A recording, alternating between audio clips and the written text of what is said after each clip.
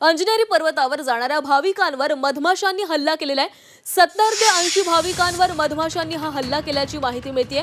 हनुमान जयंतीनिमित्त आज अंजनेरी पर्वतावर असलेल्या मंदिरात दर्शनासाठी अनेक भाविक दाखल झालेले आहेत। अचानक मधमाशांचा हल्ला झाल्याने काही काळ भाविकांमध्ये धावपळ झाली होती।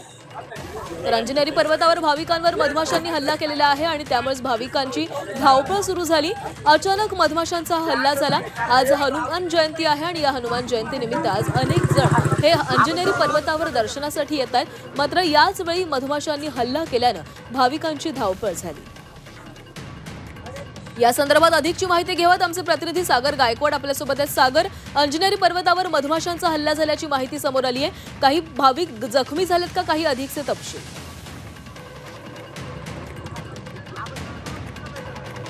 पर्वतावरती अनेक भाविक हनुमानांच्या दर्शनासाठी वरती जात असताना मधमाशांचा जो हल्ला आहे, मधमाशांचा हल्ला काही भाविकांवर झालेला आहे आणि यामुळे तिथे धावपळ उडाली आहे।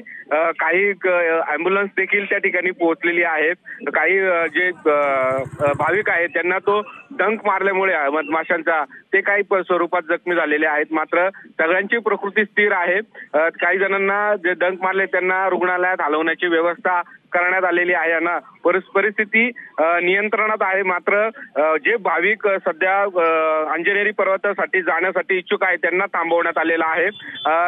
तिथल्याच काही रेस्क्यू मधले काही नागरिक आहेत, स्थानिक नागरिक, ते वरती गेलेले आहेत। त्या मोहळ बाहेर काढल्यानंतर इथल्या नागरिकांना आणि भाविकांना वरती सोडण्यात येणार आहे।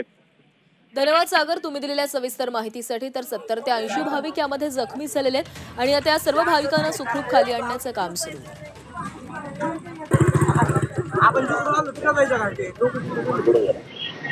काय झालं नेमकं?